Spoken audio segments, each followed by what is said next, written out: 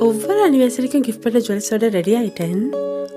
But இன்னைக்கு எப்பவுமே நம்பிக்கையான கிருஷ்ணிகா ஜுவல்லர்ஸின் new design. Happy anniversary love. Krishnika jewellers, Ealing road, Wembley. Trusted for generation.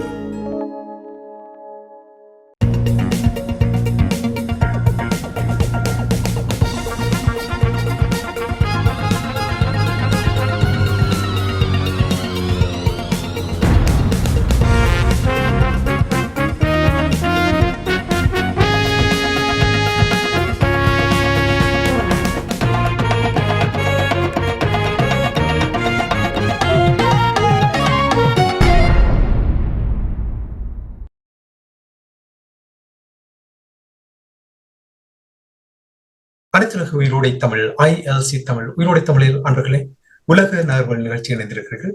உலக நகர்வல் நிகழ்ச்சியில் பிரித்தானியாவிலிருந்து போரியல் ஆய்வாளர் அரசு அவர்கள் இணைக்கின்றார். வணக்கம் அரசு அவர்களே. வணக்கம் நாகனி. அனைத்துலக உயிரோடை தமிழ் உறவுகளுக்கு அன்புகளிருந்து வணக்கம்.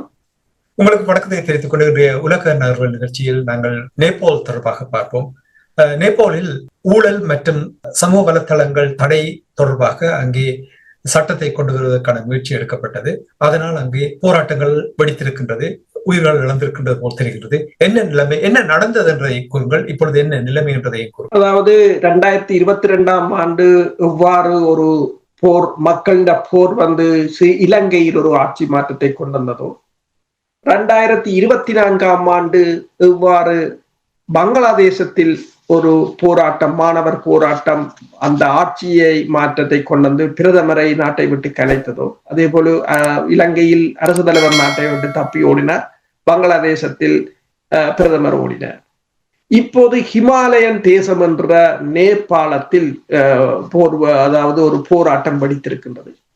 கடந்த வியாழக்கிழமை நேபாள் அரசு கிட்டத்தட்ட 26க்கும் மேற்பட்ட ஆப்ஸ், சமூக வலைத்தள ஆப்ஸுகள், யூடியூப், ஃபேஸ்புக், ட்விட்டர், இன்ஸ்டாகிராம் எல்லாவற்றையும் தடை செய்திருக்கிறார்கள்.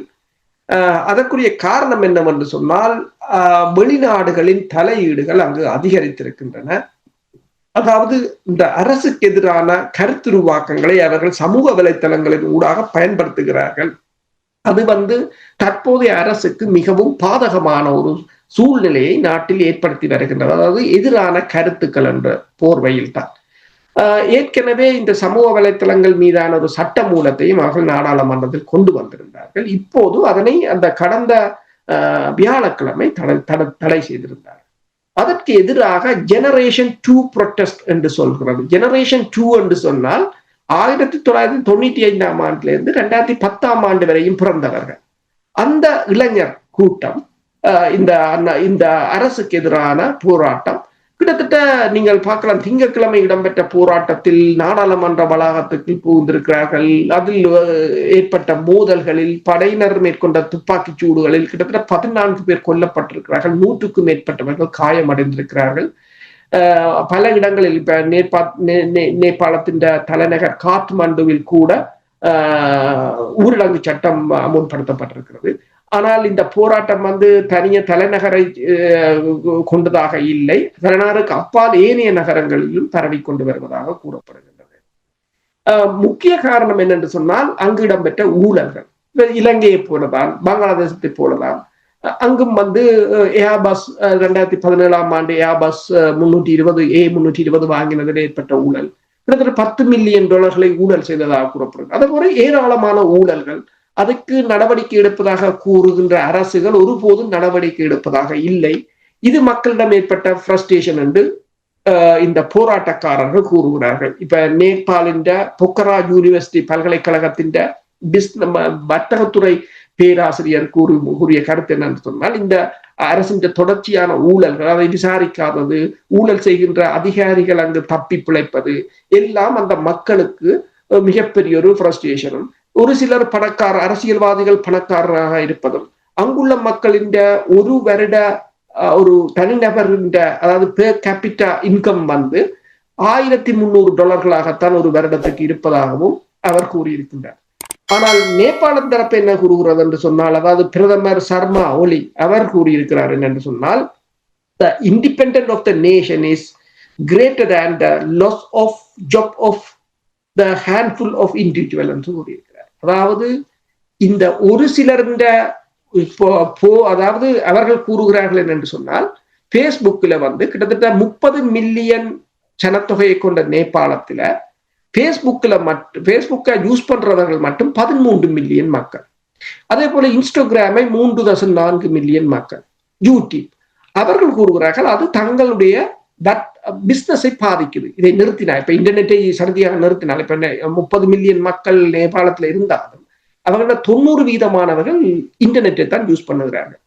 அப்ப இன்டர்நெட்டை திடீரென்று நிறுத்திவிட்டால் அவர்களுடைய வர்த்தகங்கள் எல்லாம் பாதிக்கப்படும் என்று கூறுகிறார். ஆனால் நேபாள பிரதமர் என்ன கூறுகிறார் என்றால் இந்த வர்த்தகத்தால் ஒரு சிலர் வேலையை இழப்பதை விட நாட்டின் சுதந்திரம் முக்கியம் என்னும் போது அவர் என்ன கூறுகிறார் என்று சொன்னால் எங்கள் நாட்டுக்கு அந்நிய சக்திகள் ஊடுருவி இந்த போராட்டத்தை இப்ப இலங்கையில் எவ்வாறு போராட்டத்தை நடத்தினார்களோ இந்த பங்களாதேசத்தில் எவ்வாறு ஆட்சி மாற்றத்தை கொண்டு வந்தார்களோ அப்படி ஆட்சி மாற்றத்தை கொண்டு வர போகிறார்கள் என்று அதற்கு கூறுகிற காரணம் என்று சொன்னால் கெமி நேபாள் என்றது ஒரு என்ஜிஓ. இந்த என்ஜிஓ வந்து 2015ஆம் ஆண்டு உருவாக்கப்பட்டிருக்கிறது. அது வெளிநாடுகளில் இருந்துதான் அதற்கு பணம் வருவதாக கூறப்படுகிறது. அந்த என்ஜிஓ தான் இந்த போராட்டங்களை ஒருங்கிணைத்து வருவதாகவும் கூறப்படுகிறது. என்றாலும் இதை அதாவது கைமீறி போனதாகத்தான் இருக்கின்றது. இதற்குரிய காரணம் என்னவென்று சொன்னால் நேபாளம் தன் எல்லைகளை ஷேர் பண்ணுவது வந்து 2 பெரும் வல்லரசுகள் இந்தியா அங்கால சைனா. அப்ப சைனா ஏற்கனவே பெல்ட் அண்ட் ரோட் இனிஷியேட்டிவை அங்க ஆரம்பித்திருக்கிறது நேபாளுடன். நேபாள் வந்து டயலாக் பார்ட்னராக எஸ்சிஓ என்ற சங்காய் கோஆபரேஷன் கூட்டமைப்பிலும் இருக்கிறது. அதே நேரம் அமெரிக்காவின் மிலேனியம் சேலஞ்ச் உடன்பாடும் அங்கு கொண்டு வரப்பட்டிருக்கிறது. அப்ப நேபாள் இதுவரை என்ன செய்தது என்று சொன்னால் இந்தியாவில் ஒரு கால், சீனாவில் ஒரு கால், அமெரிக்காவில் ஒரு கால் விலங்கிய மாதிரி வச்சுக்கொண்டு நாங்கள் பயணிப்போம் என்றுதான் வெளிக்கிட்டது. ஆனால் தற்போதைய பூகோள அரசியல் நிலை அந்த 3 வைக்கல. நீங்கள் எங்கேயோ ஒரு இடத்துல தான் போய் கரை ஒருங்குவோம். அந்த கதை ஒருங்குவதற்கான ஒரு போராட்டமாகத்தான் இதை பார்க்கிறேன். இதே போல்தான் இந்தோனேசியாவிலும் கூட அங்கே போராட்டங்கள் அரசாங்கத்துக்கு எதிராக அதிருப்தியில் மக்கள் அங்கே போராடுகிறார்கள். கூட கட்டிடங்கள் எல்லாம் எரிக்கப்பட்டு கலவரம் நடந்ததை காட்சிகளோட பார்க்கக்கூடிய இருக்கின்றது. பல இடங்களில் அப்படித்தான் நடந்து கொண்டிருக்கின்றது இல்லையா? பல நாடுகள் தான் நாங்கள் கூறினோம். எல்லா உலகம் சீர்குலைந்து விட்டது. ஐக்கிய நாடுகள் சபையால் எதுவும் செய்ய அவர்கள் செயலிழந்து விட்டார்கள். மற்றது ஐக்கிய நாடுகள் சபைக்குள்ள இருக்கிறவர்கள் அத்தனை பேரும் புலனாய்வாளர்களாக இருக்கிறார்கள். என்ஜிஓ ஒன்று பார்த்தால் அதுக்குள்ள இருக்கிறவங்க அத்தனை பேரும் புலனாய்வாளர்களாக இருக்கிறார்கள். இப்ப ரஷ்யாவின் வெளிவார பேச்சாளர் ஒன்றை நாடாளுமன்ற பேச்சாளர் பெஸ்கோவ் ஒன்றை கூறியிருந்தார். எல்லா சமூக வலைத்தளங்களும் இன்டெலிஜென்ட் டிபார்ட்மெண்டோட டிரான்ஸ்பரண்டா தான் இருக்கிறது. நீங்கள் வைபராக இருந்தாலும் வாட்ஸ்அப்பாக இருந்தாலும் ட்விட்டரோ எதென்றாலும் இன்டெலிஜென்ட் குரூப்போட தான் அவர்கள் லிங்க்டில் இருக்கிறார்கள். உங்களோட எந்த தகவலும் அவர்களால் யூஸ் பண்ண முடியும். எனவே நீங்கள் பயன்படுத்தலாம், பிரச்சனை இல்லை. இதை உங்கள் மனதில் வைத்திருங்கள் என்றுதான் அவர் கூறியிருக்கிறார் தங்கள மக்களுக்கு. அதேதான் இங்கேயும் நேபாளமாக இருக்கலாம். இவர்கள் எல்லோரும் எல்லைகளை பீரங்கி படை, இராணுவம், கவச வாகனம் கொண்டு பல காவல் புரிந்தார்கள், யாரும் உள்ளே நுழைந்து விடாதவார். ஆனால் சமூக வலைத்தளங்களால் அவர்கள் இலகுவாக இவர்களோட கொல்லைப்புறம் வரையும் வந்து விட்டார்கள். அதான் அந்த பிரச்சனை. இப்போது கண்ட்ரோல் பண்ண முடியாத ஒரு நிலை. அந்த கண்ட்ரோல் பண்ண முடியாத ஒரு நிலை. இனி எல்லா நாடுகளும் அவசரமாக அந்த ட்ரோன்ஸ்களை தயாரிக்கின்றது. நீங்க சொன்னீங்க கண்ட்ரோல் பண்ண முடியாது என்றால் எப்படி இது மாறப்போவதோ தெரியவில்லை. இனி இதே நேரத்தில் அமெரிக்காவுக்கும் வெனிசுவேலாவுக்கும் இடையில் ஒரு முருகல் நிலை இருப்பதை அவதானிக்கக்கூடியதா இருக்கின்றது.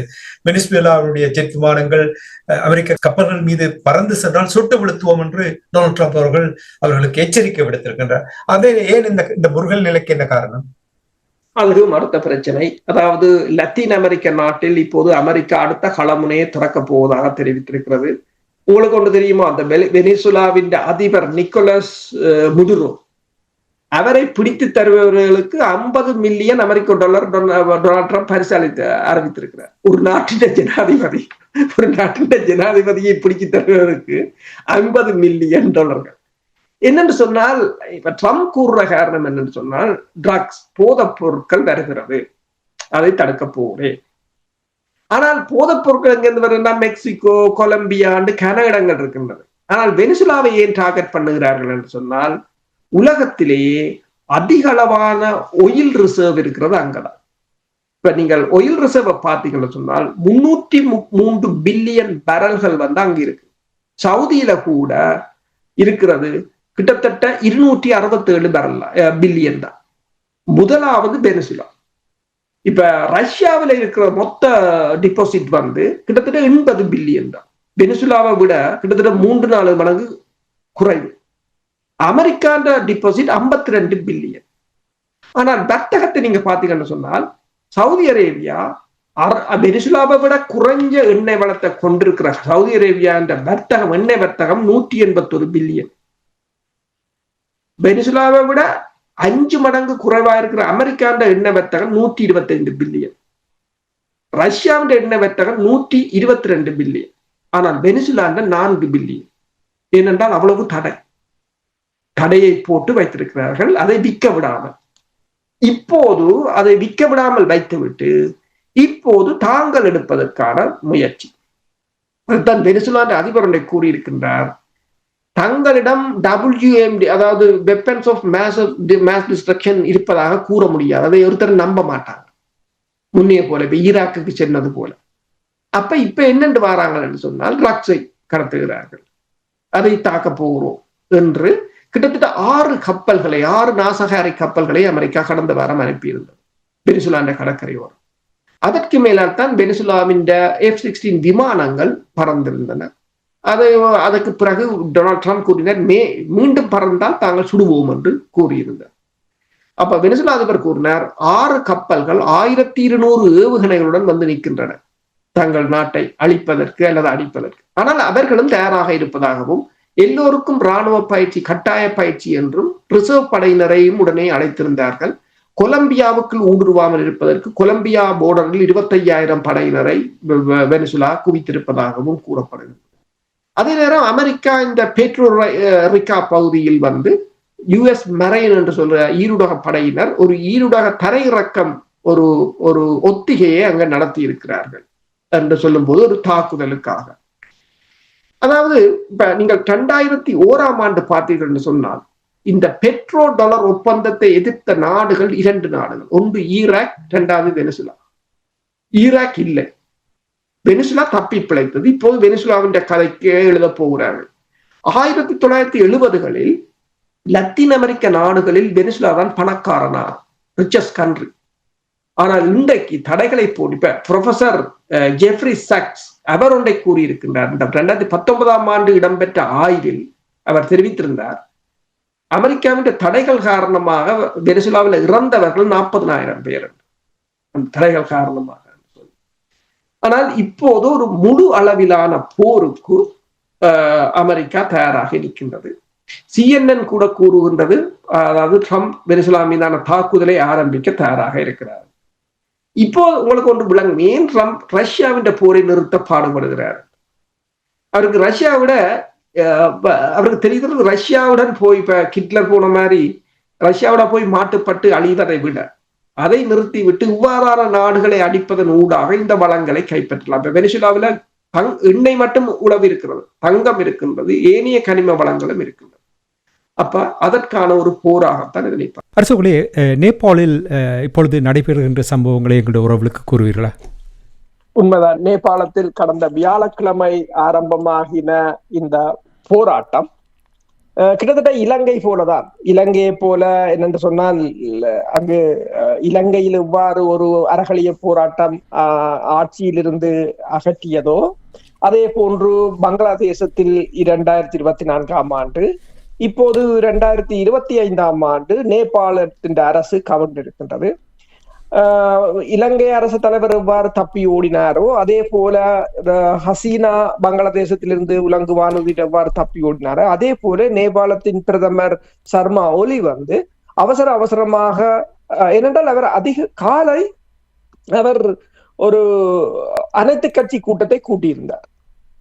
ஆனால் அதற்கு இடையில் ஆர்ப்பாட்டக்காரர்கள் நாடாளுமன்றத்துக்குள் நுழைந்து விட்டார்கள், அரச கட்டிடங்களை கைப்பற்றி விட்டார்கள். இந்த நிலையில் அவர்கள் அவசரமாக எல்லோரும் உலங்கு வானூர்திகளில் தான் தப்பி ஓடி இருக்கிறார்கள்.